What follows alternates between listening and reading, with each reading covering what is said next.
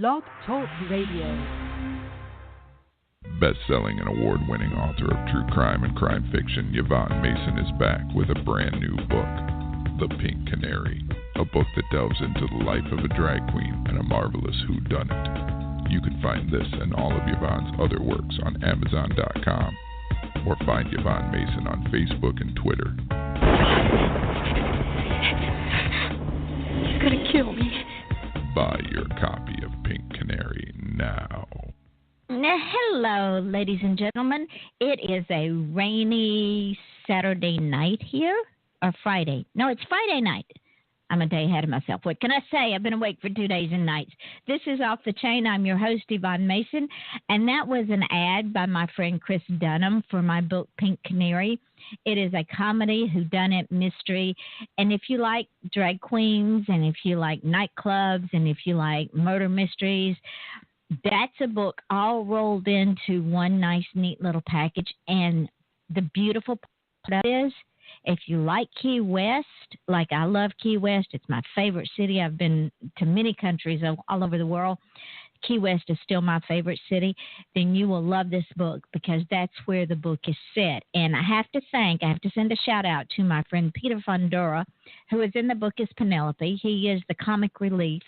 He is a drag queen in the book, and to my friend Vicki Lane, who is a wonderful professional drag queen who performed in New York and also in Canada, where she lives now.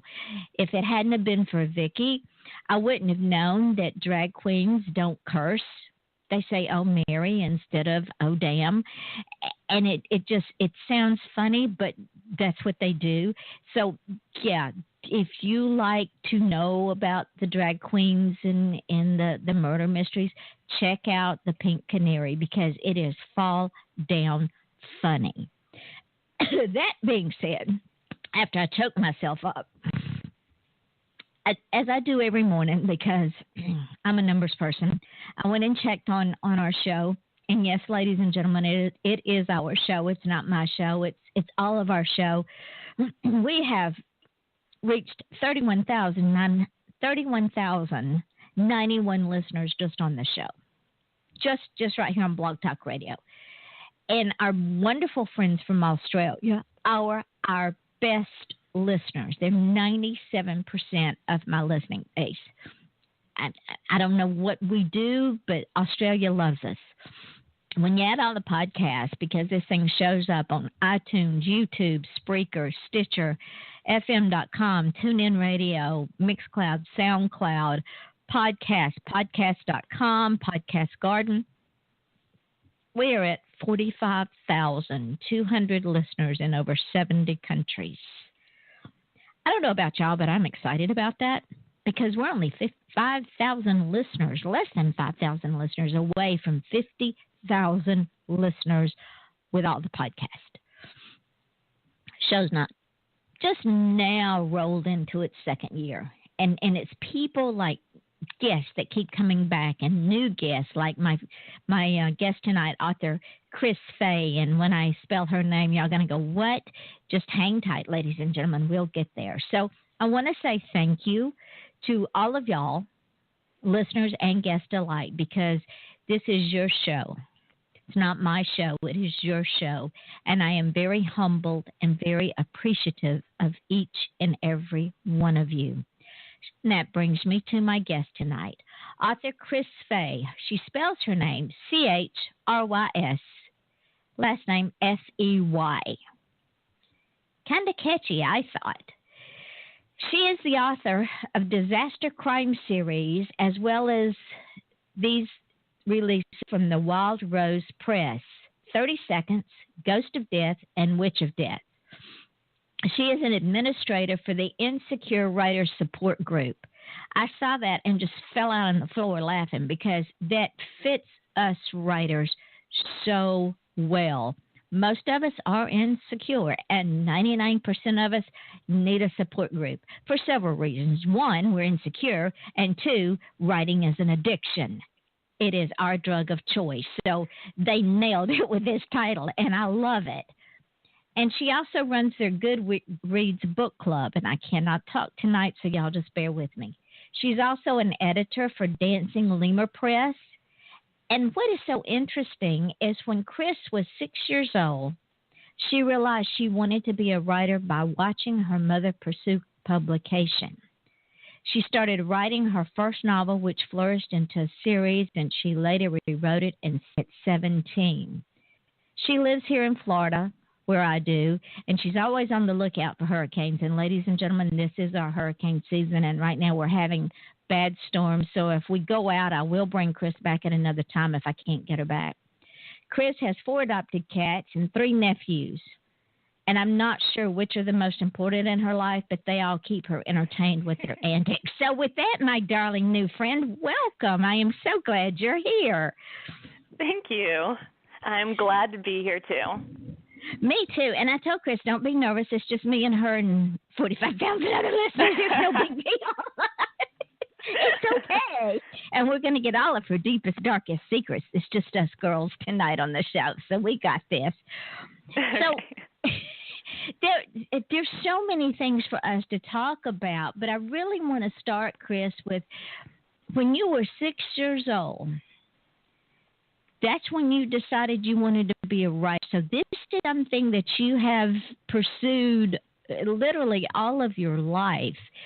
And watching your mother do her publications, why did that stick with you so much? What brought that creative desire to your forefront?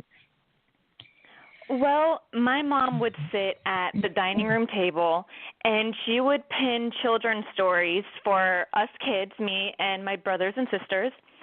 And she would illustrate them. She would even, laminate them and everything. And she would read them to us. And I just loved it that someone could create something like that you could actually write a story. And you could either publish it or you could read it to your children and pass that on. And it just was like a magical thing that, my mom was doing that and sharing that with us. And she even worked in elementary schools, in the libraries, in the media centers, and she was at my school, and she would read to the classes, and I was just always so proud when my class had to go to the media center, and she was there, and she would read her stories that she just wrote at home and put together at home, and I would just tell all of my friends, that's my mom, and I want to be a writer when I get older. And I started penning my own little children's stories just to mimic her because she was my idol. And it just flourished from there.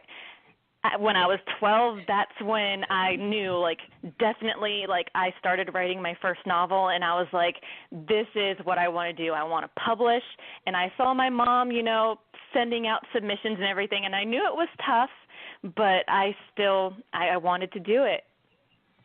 Well, what I found interesting is you mentioned the word magical when you said your mother created these wonderful, wonderful stories. And you mentioned the word magical, which brings me full circle back to your pen name, Chrys Fey. Ladies and gentlemen, I'm going to spell it again because you're going to want to go and buy her books. And if you look it up under Chris, you're not going to find it. You have to no, you cannot go now. You have to wait till after the show. It's Chrys, the last name Fey. How in the world did you come up with such a unique pen name? Well, at first I was just going to use my real first name, Christine, and I was just going to figure out a last name, a new last name to go with that. And it wasn't working. So I was like, well, my nickname in real life is Chrissy, and some people have called me Chrys. And I was like, how about I shorten that? But I need to make it look mysterious. I don't just want it to be Chrys with an I. I decided to put a Y in there. And I thought it made it look different. It made it look intriguing, hoping that if I did publish, someone would see it on the cover of one of my books and be like, well, that's an interesting name. It caught my eye. Yeah, and I wanted the last name to sort of have a meaning.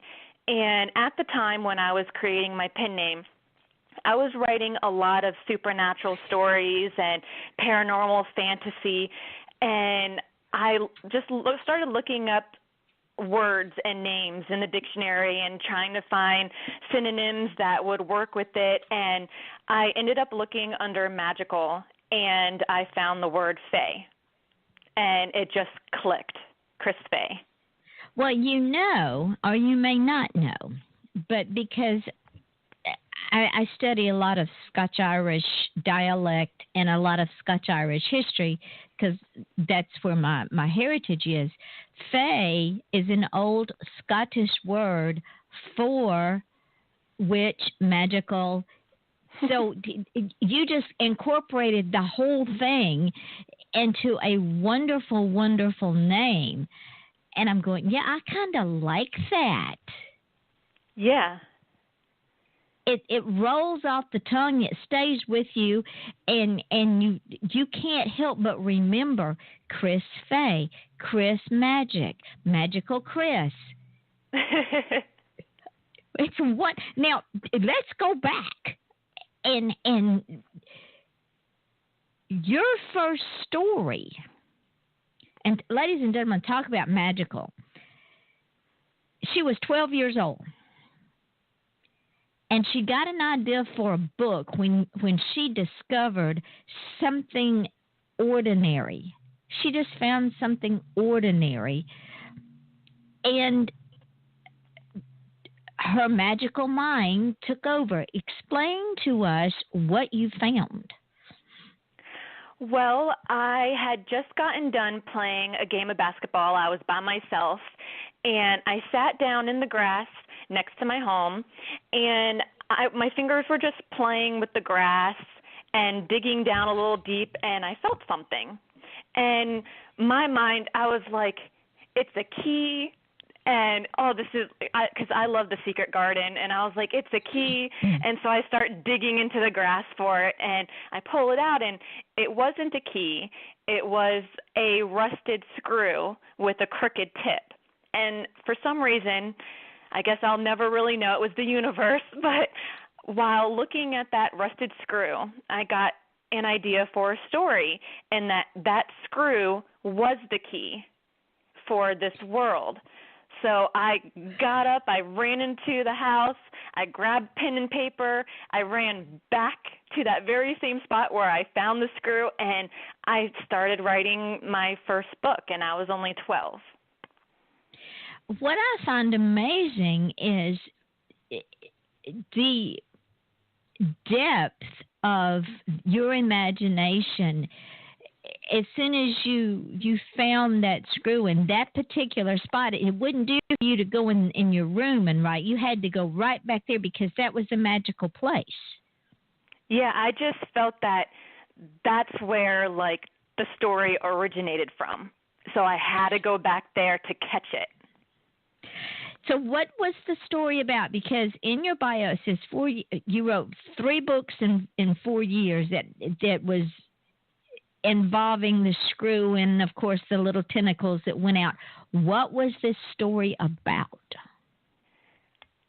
Well, I don't want to reveal too much because I have rewritten them, and I am trying to get representation for the first book in the series.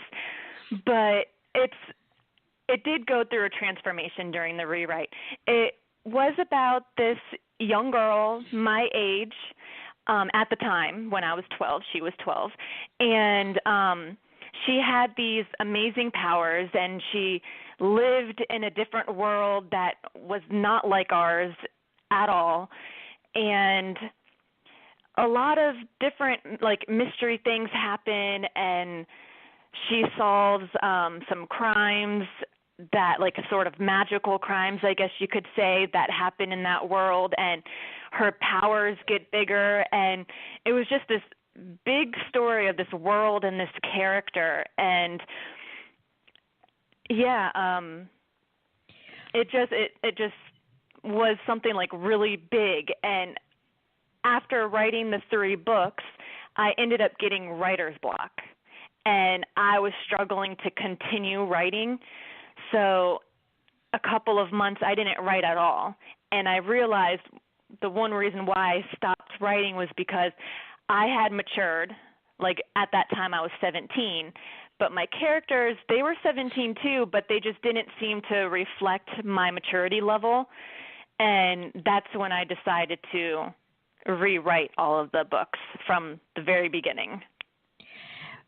And did you find that in rewriting the books that you had matured to the point that your characters had to grow up with you in Yes. order to be believable, because you couldn't talk in a 12-year-old voice anymore because you weren't 12 anymore? Yes.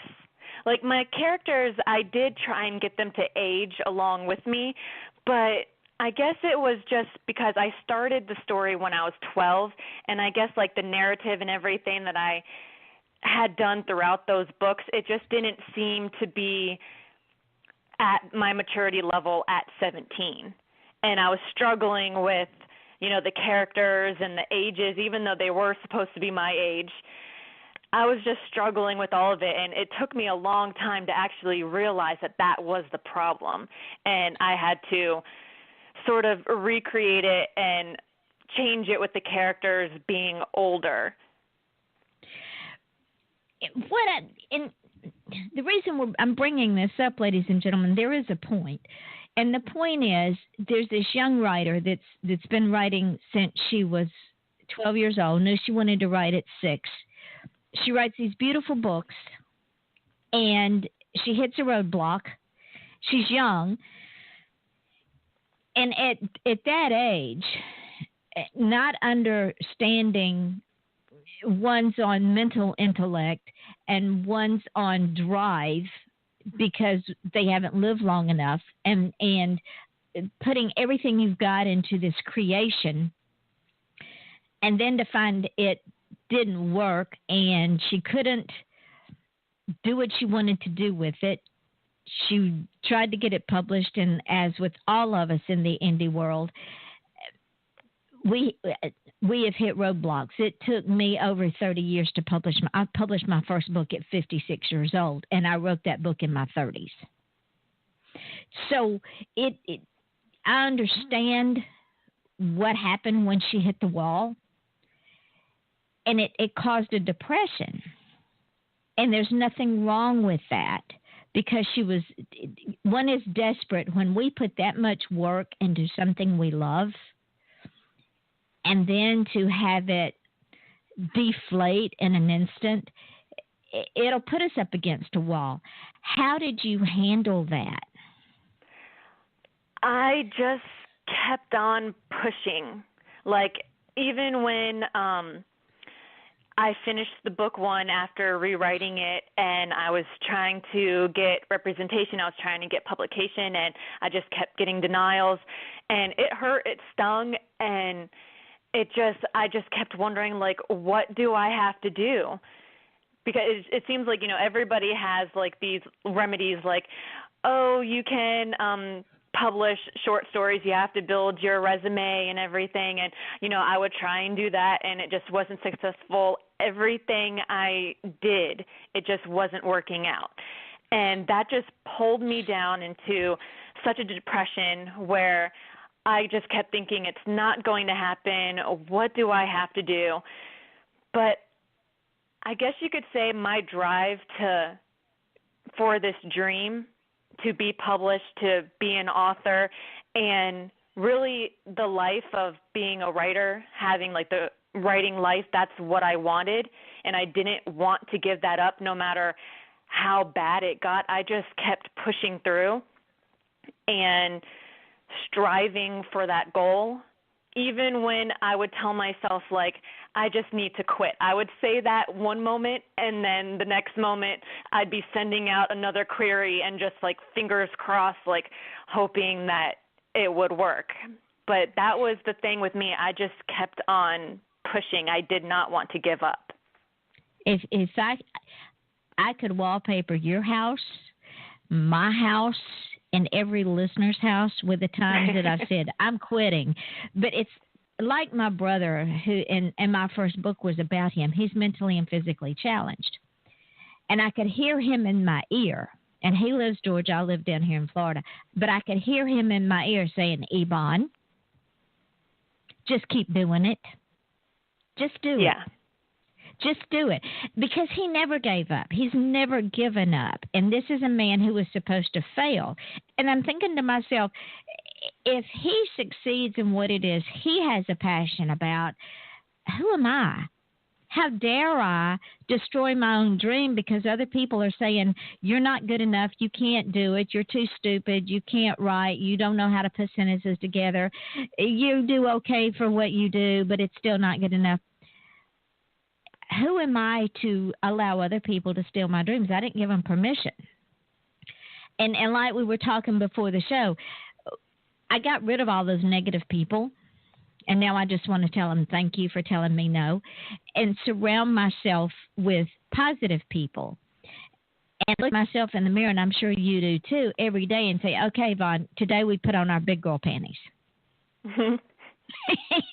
Yeah. And today we do one more thing.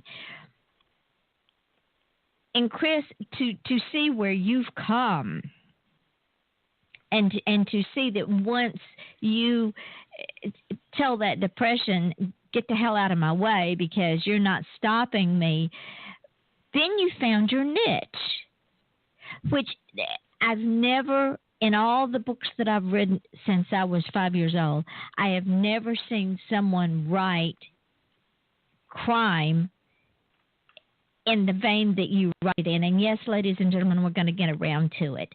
Just sit tight. It'll be all right. So you write what you know. And because we live in Florida, tell the folks what you write about. Well, I have the Disaster Crime series, and the first book is called Hurricane Crimes. So there's a lot of hurricane action in that first story based on the experiences that I've had as a Floridian with hurricanes and tropical storms. And ladies and gentlemen, we've had some hurricanes, haven't we, Chrys? Oh, yes, we have. But you don't just write about hurricanes. Oh, and before we continue with this, we have to give a shout-out to our friends, my friend, author Robbie Cox and author Maggie Adams, because they sort of put us together. Robbie's been on the show several times. The man's not right in the head. He really is not right in the head. Seriously, considering having the man committed, but another story. So you wrote, and it's not just disaster books. There's all kinds of stuff that goes on in these books. Yes. Which I find amazing. How in the world do you wrap your head around it? I don't know. The stories are romantic suspense. So there's romance, there's crimes, and there's, of course, the disaster when the disaster comes into the story. And I don't know. I wanted to write about, first it was about weather that I knew as a Floridian, and that was hurricanes. And I just wanted to do something more unique than that. I wanted to do something more. And I love romance stories, especially romantic suspense. So it was just a no-brainer for me to do that genre. And I just had to sit back and, okay, well, I want this character, this strong female, Beth Kennedy, a self-defense instructor, and, well, I need someone to sort of pair her up with, and that was Donovan Goldwyn. He's a monster truck driver, and I need romance, I need passion to balance out the crime and the disaster. I didn't want stories that were just all crimes, disasters, intense stuff in that way. I wanted lighter stuff with the romance and happy moments for my characters. You got more courage than I do. I'm going to tell you. I mean, ladies, listen to this. Now, we as writers write what we know. Yes. Chrys knows about hurricanes because hurricanes in Florida are like tornadoes in Georgia where I'm from. And I expect you to do a tornado crime thing in some future. She wrote the hurricane crimes, the seismic crimes. Now this has got to be like earthquakes. Yes, it's earthquakes in San Francisco. So my characters, they are Floridians in Central Florida, and they go to San Francisco in that story to hunt down a killer. Okay, and then they get involved in an earthquake. Now, she really likes to put her people on the edge. Then she does a short story. It was called Lightning Crimes.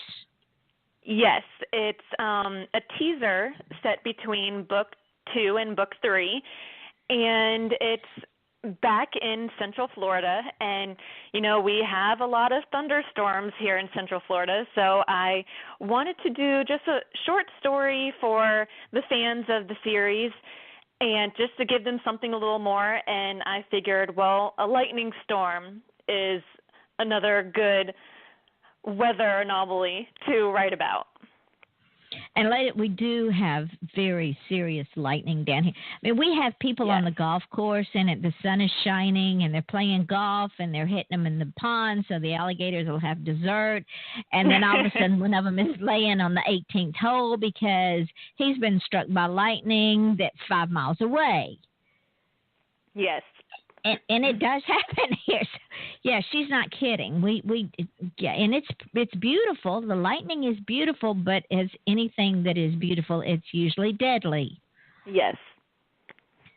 So there you go. Now then, we jump over to Tsunami Crimes. Yes, that's the newest release.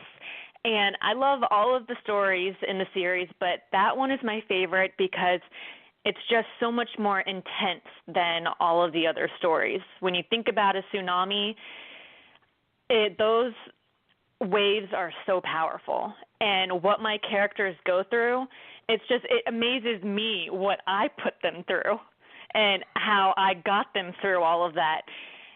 So that story is definitely my favorite one so far. What I want to know is when you sleep at night, if you sleep at night, do your characters come and haunt you for putting them through all of this? No, I try, even though I put them through a lot, not only the disasters, but the crime aspect. They have people coming after them in each of the stories, and things get very dangerous with these criminals coming after them, and then when you add in the disasters, it gets even more dangerous. Yeah. But I try to also give them a lot of good moments. I try and give them happy moments together or with family and friends. I try to balance that out, and I think they forgive me because they have a good relationship and they have good things in their life. It's just, yeah, I do. I put them through some bad stuff. You think? I mean, hurricanes, seismic adventures, lightning, tsunami. What's next? Oh, well, I actually just signed the contract for Flaming Crimes. And now that we're is once fire. Again, yes, that's going to be set in Central Florida. The entire story is in Central Florida. And there's an arsonist going around setting fires, and of course they're being targeted by someone. Whether or not it's the same person, you'll have to find out, but a fire gets very close to their home, and all of the fire scenes came from my real life. When I was about 11 years old, a fire came really right next to my home. It burned completely around my house. The firefighters in my area were just amazing. They saved my home. They saved all the homes in my neighborhood. And during that day, there were other fires going on in the city, and nobody lost a home. So it was amazing. The firefighters and everybody, the first responders, did a great job. But and ladies and gentlemen, we do have fires down here, especially this time of year, because it's like I said, it could be clear as a bell here in my neighborhood, and 5 miles over in Savannah, lightning could strike. And if we haven't had rain in a day or two, you're going to get a fire, right? Right. And that's actually funny that you mentioned that, because earlier this year, it was in January when Tsunami Crimes came out, and I did a blog tour, and in one of the guest posts that I did, I mentioned that I was writing and I had submitted flaming crimes, and someone had made a comment saying fires in Florida, in Central Florida, and I was like, yes. And this past year, it was, I think it was March and April and May, there were a lot of fires throughout Florida and Central Florida. So I was like, it happens. And I remember when it happened when I was either 10 or 11, and I got out of school, and I was with my best friend and her dad. He was bringing me home, and we saw a smoke plume in the distance, and her father said, "It looks like it's right next to your house," to me. And I looked at it, and I just knew. I was like, he's right. It is right next to my house. Sure enough, it really was. He pulled up, and he actually stopped at the end of the street, and I could see the flames right there, burning a tree right next to my house. And he stopped to talk to, a neighbor, and I was like, "What are you doing? Like, go, go, go! Like, there is a fire right next to my house." But when he finally dropped me off, like, I just dropped my backpack on the driveway, and I ran into my house. I believe I grabbed a little bit of clothes and stuffed it into a garbage bag, and I ran back out, and there was just flames all right next to my house. And that day I really did think I was going to lose my house, and it was terrifying. A lot of the scenes in Flaming Crimes comes directly from my life. I just did a little spin on some of them, made them just a tad bit more dramatic for fiction. But yeah, so when you read, or if anybody reads the fire scenes, you can bet that all of them are from my real life. I don't know how you could have made it more dramatic. I mean, the fire's right there at your house. You're 11 years old, and you run in the house and grab clothes. And it's amazing that it. And ladies and gentlemen, you have to understand, here in Florida, when a fire catches, and if during our dry season, which runs from November to June, if you throw a cigarette out on the highway, if a charcoal out of a grill gets out, or a lawnmower backfires and sparks, any little thing can start a fire, because you have undergrowth, you have shrubs, and all this stuff is dry and brittle. Our palm trees will go up like a matchstick. So I'm seeing these scenes that Chrys is talking about, and seeing this fire at her house, and I'm thinking, the child runs in the house and grabs clothes. She should have just run the hell out of the neighborhood. I still remember so much about that day. I was just so terrified. I didn't know what to do. When my best friend's dad had parked at the end of the road to talk to a neighbor, I had actually saw my mom run out onto the driveway, look and see that the fire was right there burning a tree, and run back up into the house. So, when I saw my mom run back in, when I got dropped off, well, I had to run in too. And it was just so terrifying, though, that I didn't want to stay in the house. So after I did grab some clothes and it was put in the trunk of the car, I was standing on the driveway, and I was freaking out to the point where my mom told my brother to put me in the car and drive me into the road. So I was put into the car with the dog and driven to the end of the road, and then I stayed there and he ran back, but I couldn't stay in the car. Like, it's just fear does strange things to you. I got out of the car, and I was standing in the middle of the road just terrified, not knowing what I could do, knowing that I couldn't do anything, and seeing, like, my family running in and out. And finally, a group of neighbors came, and they were standing at the end of the road where I was. And I got so mad that I almost wanted to yell at them, like, why are you just standing there and watching? Like, they were watching, like, my family, like, scramble to save our pets, our belongings.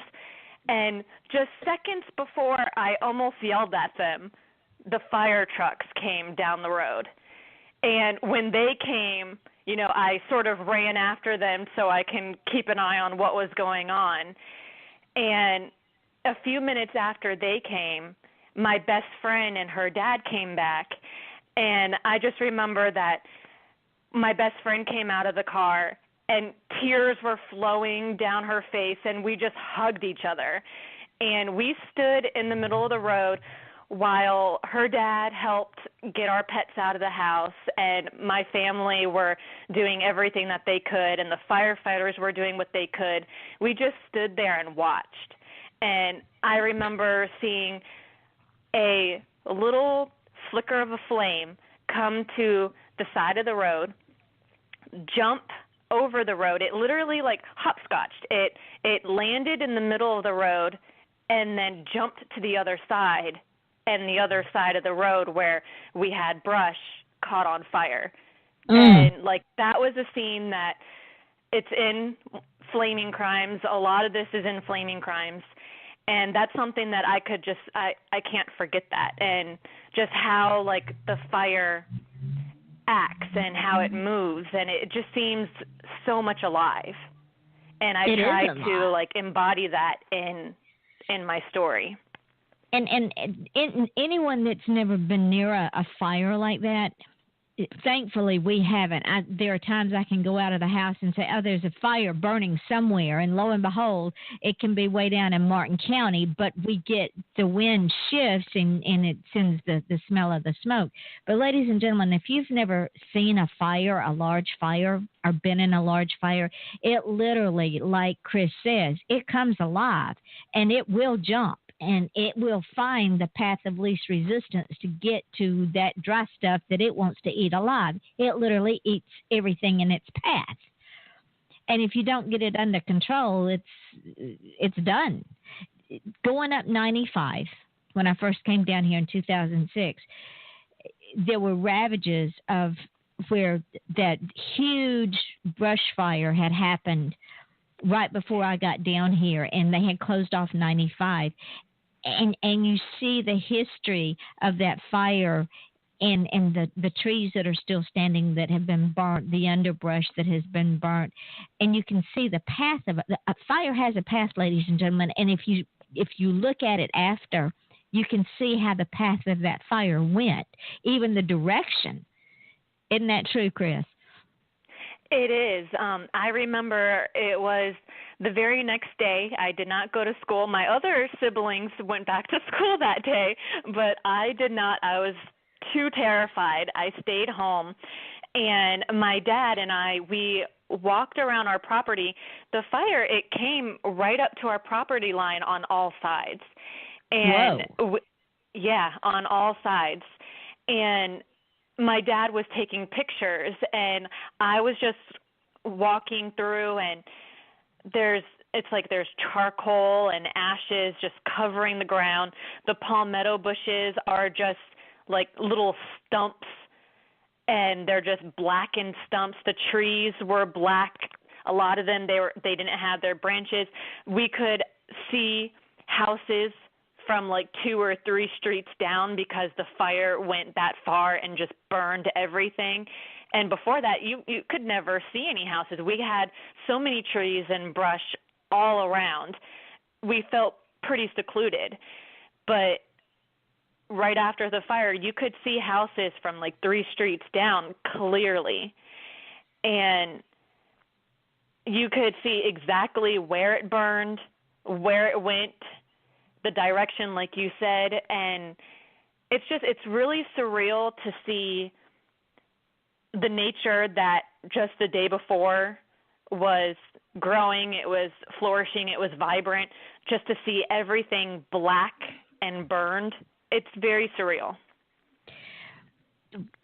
And surprisingly enough, ladies and gentlemen, I know y'all are going to think that I have completely gone around the bend, but surprisingly enough, and Chrys will probably agree with me, that is sometimes nature's way of regenerating the earth and starting new growth. Because how long after the fire did you start seeing the greenery again? I'm not really sure how long it took, but I do believe that it was just a year later. A lot of the trees were green again. The palmetto bushes were growing again. There was grass again. So I believe it just took about a year for things to start really growing again and for like a lot of the green to come back. For that particular fire, though, and the fires that were going on in my area, those were actually set by an arsonist that was going around. I hope they caught the arsonist. I believe they did. I'm not positive, but I really do. I believe they did. So that's where she came up with the flaming crimes, the arsonists and all from her childhood. And you're right. Sometimes fires are started because they're simply stupid. Yeah. But then you do have Mother Nature that says, okay, I've got this wicked sense of humor, and this area over here needs to replenish itself. So watch this. Yes. And she sets fire. And then you have pyromaniacs that will set a fire and stand around and watch it burn because who knows why. They're idiots. And they don't stop to think that they're not only destroying the environment, they're destroying people's property and in some cases lives. Because if a fire gets out of control, you can hardly get it back under control, especially if the wind shifts. Yes. And that's everything that you just said about, they set it probably because it excites them, but they just don't realize that it's not only destroying the nature, but it could destroy homes, it can destroy lives, people could die from it, and all of those things are exactly what my character Beth says in the story. Like she's trying to figure out, she's trying to figure out why someone's doing it, because in the story, someone's just going all throughout Central Florida and setting fires just everywhere. And she doesn't know why. It just astonishes her, and she's trying to figure out why someone would do that because she herself does not understand. And ladies and gentlemen, the book's not even out yet. I haven't even read the book. But see, it's magical. That's why her name is Chrys Fey, because we have this magical thing between us now. You also wrote some shorts. You wrote a novella. You wrote 2 novellas, 30 Seconds Before and 30 Seconds. What are those about? Well, 30 Seconds was the first one that I wrote. It's about a woman, a doctor, who finds herself in the middle of a war between a criminal mob and a police force. And she comes home one day and runs into a guy in her stairwell. And she goes into her home, and the next thing she knows, the guy bursts into her house. He's a cop. There's a mob coming up their stairwell because they think she is the person who, I guess you could say, one-upped them, even though it's really the cop who did that because he was undercover. But they're looking for him. And because she came into her apartment at that time when they were looking for him, they come after her. So it's really intense. This doctor and this cop, they have to protect each other from this mob. And after I published it, I realized that I needed to write a little bit more about what happened before the opening scene of 30 Seconds and explain what exactly happened and what went wrong when the cop, Blake, was undercover in the mob. So I wrote 30 Seconds Before to tell his story. Nice. Now, ladies and gentlemen, we're into the mystical, the magic, if you will, the supernatural, the paranormal. Ghost of Death and Witch of Death all rolled into one. Doesn't get any better than that. What are those two about? Well, I wrote Witch of Death first. It actually had a different title. It was called Magical Murders at first, and then I added a little bit more to it. It starts out where there is a murder, and it is a murder committed with magic by a witch. And in the next scene, there's a crime scene, and the detectives are there. And one of the detectives, Reed, he's not really happy when he finds out that they have to work with another detective on this case, and her name is Liberty Sawyer, or Libby for short, because he's heard that she's different. He's heard that she's like a psychic, and he doesn't believe in that. He doesn't believe in the supernatural or the paranormal, and he hasn't even seen the crime scene yet. But she walks up as she's listening to him, you know, sort of say, oh, I don't want to work with the psychic. And she comes up and she says, actually, I'm a witch. And my kind of woman. And they go in and they see the crime scene, and it's very bizarre. I don't want to give much away, but I'll just say that the corpse is floating above his bed. Yes. Okay. And they have to solve the murder. And she says, you know, a witch does it. And Reed thinks she's the murderer after she says that. So what happens with Ghost of Death? Ghost of Death, it starts with a young girl. She's about 21, and she wakes up. It kind of sounds weird when you say she wakes up, but she wakes up. She comes to consciousness, I guess you could say, in an alley, and she sees her corpse there next to her, and she realizes that she was murdered. And she doesn't remember anything about the murder. And she stays in the alley until detectives come. And she follows around this one detective. Her name is Avriana Heavenborn. And she wants to pester this detective to find out who killed her. And there's a little twist in there where, well, the detective is a bit supernatural. She has some powers, and she can actually see and hear Jolie, the ghost. And that takes Jolie quite by surprise.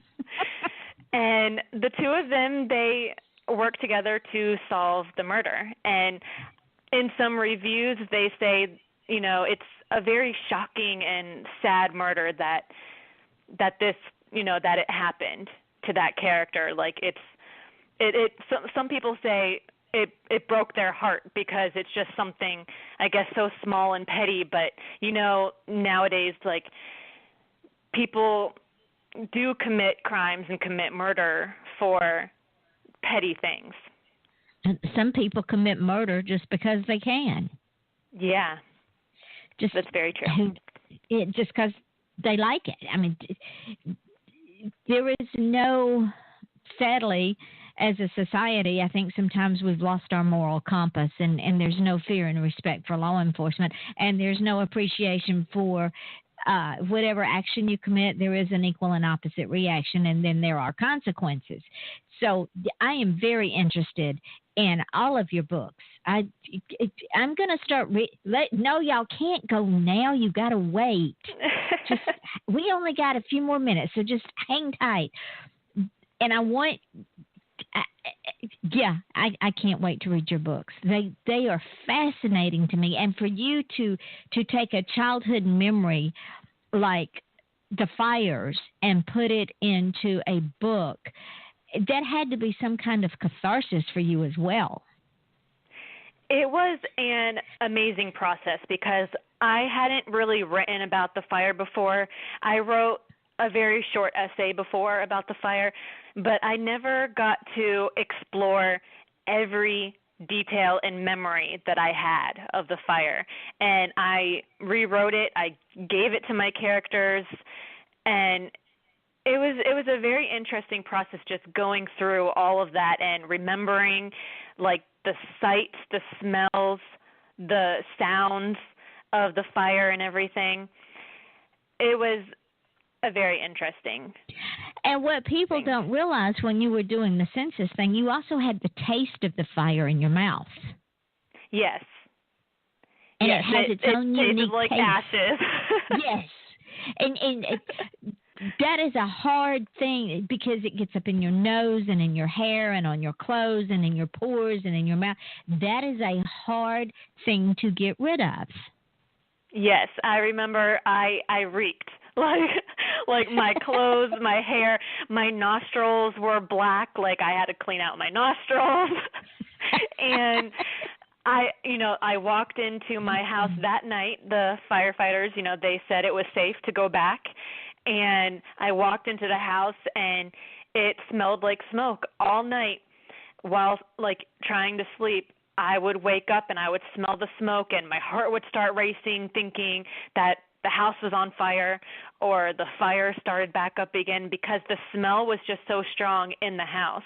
And I swear, when I would wake up, I would see smoke in my room. There was no smoke, but just because I had been looking at smoke for so long outside, it just seemed like it was sort of imprinted on my vision. When I would wake up in the middle of the night, I would see it. See, ladies and gentlemen, we write what we know. And if you haven't read Chrys Fey yet, it's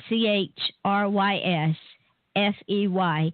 After this show is over, go on Amazon and get her books, because Flaming Crimes is coming out soon, if it isn't already out. Is it out yet? It is not out yet. It will be coming out next year. I do not have a release date, but I can guarantee it will be coming out next year, probably in the first half. So, and yes, we'll be bringing her back, because y'all know I have to bring my guests back. They become regulars because people expect them. They get a following on this show, which I absolutely love, because as you bring things back into the flux of readers, you've already got people waiting. Say, oh, Chrys is going to be on Yvonne's show. What she got coming out now? So, yes, ma'am, I would be honored if you would come back on the show next year. I would love to come back. I had a great time. And you were nervous. I was. It's just a normal reaction for me. I get nervous over the smallest thing. But see, all your nerves are gone now. They went away. You're fine. See? Now, and believe it or not, we are coming to the end of our show. Yeah, you were right. You said that it would go by so quick, and it did. It did. It goes by really, really fast. So what I want you to do, my darling one, is tell the folks where you can be found, because I want people to come to your Facebook page and friend you so they can keep up with you. So tell everybody where you can be found. Well, my Facebook page is, of course, facebook.com/Chrys Fey. You can find me on Goodreads. I have a blog, Write with Fey. It's writewithfey.blogspot.com. I have a YouTube channel. I am on Twitter as well and Instagram, and my books are available from the Wild Rose Press. They are also on Amazon, Barnes & Noble, Kobo, pretty much anywhere you can get a book. And ladies and gentlemen, I highly, highly, highly recommend that you go and start reading all of her books, because next year when she releases this new book, and maybe by then we will have some more information on the ones that she's rewritten and getting ready to release, you will be all caught up and just sitting there screaming, Chrys, when are you releasing your books? We want the books. We need the books. I find myself doing that. So let Chrys know how much you're interested in her. Support her. She is an indie author. And those of y'all that have been followers of this radio show since the inception understand that I support indie artists. And the reason I do is because they are our future. And we are dreamers. And without the dreams, we would have no society as we know it. So support our indie artists.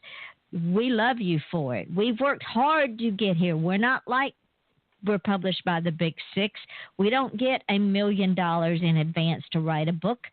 We get by the skin of our teeth and hope for the best. Right, Chrys? We sure do. But we have fun doing it. Yes. And we kick depression to the curb because we don't have room in our life for it. It has to go away. Even though we fight it, it has to, because writing is our drug of choice.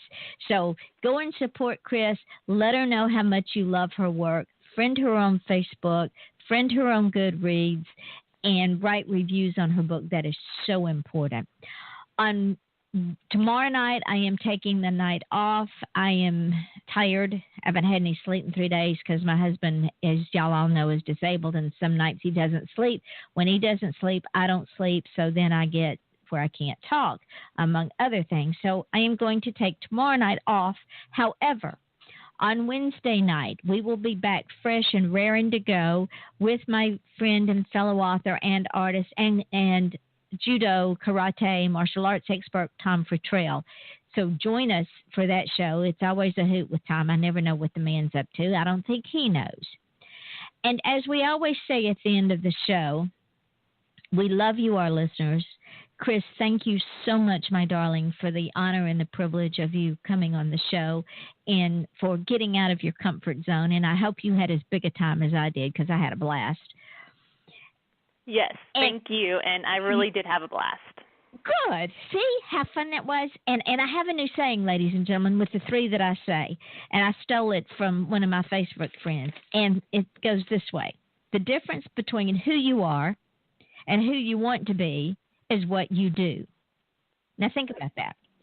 The difference between who you are and who you want to be is what you do. And again, if you want to achieve greatness, please stop asking permission, because nobody's going to give it to you. And when you get up in the morning and look at yourself in the mirror, don't say, I feel special today. Just be special. Because when you say I feel special, that ain't going to work. Be special. Your smile is your logo. Your personality is your business card. How you leave others feeling after having had an experience with you, ladies and gentlemen, that is your business card. That is your trademark. And I hope that every one of my guests have a good experience on the show and relax and know it's just me and them having a conversation with 45,000 of our closest friends. So with that, ladies and gentlemen, Chrys Fey and I want to thank you for joining us tonight. She will be coming back. And join me on Wednesday night on Off the Chain with my guest, Tom Futrell. I am Yvonne Mason. My guest tonight was Chrys Fey, ChrysFey. And with that, we say thank you for listening, and we're out of here.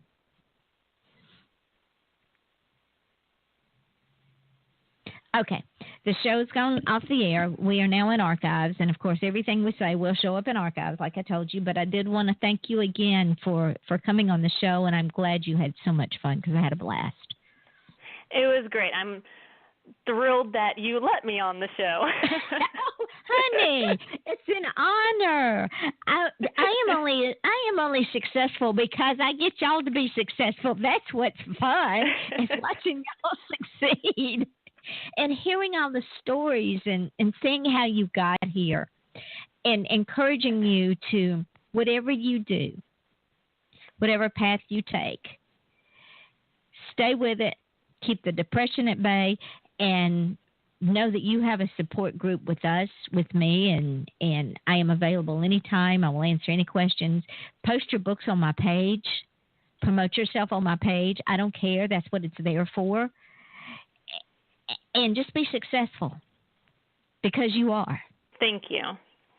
You are quite welcome. And as soon as this goes up, now I will put it on my page. I will tag you in it. Tomorrow I'll put the other 5 podcasts up, and I will tag you in those. And then you take them and put them on your pages, put them on your blog, and get some listeners to your shows and archives. And then we'll bring you back next year. Great. I will share it everywhere. All right, and you won't be nervous next time either, because you'll be an old pro at this. So with that, my darling girl, I will say good night. Thank you again for the honor and the privilege of coming on the show and revealing yourself to us, because that's what it's all about. We are the brand. Yeah. Well, thank you, too, and it was an honor for me as well. All right, and we will talk later. I'll send you a date, and you tell me if that's a good date for you. Okay. All right, talk to you later. Sounds good. Okay, bye. Bye-bye.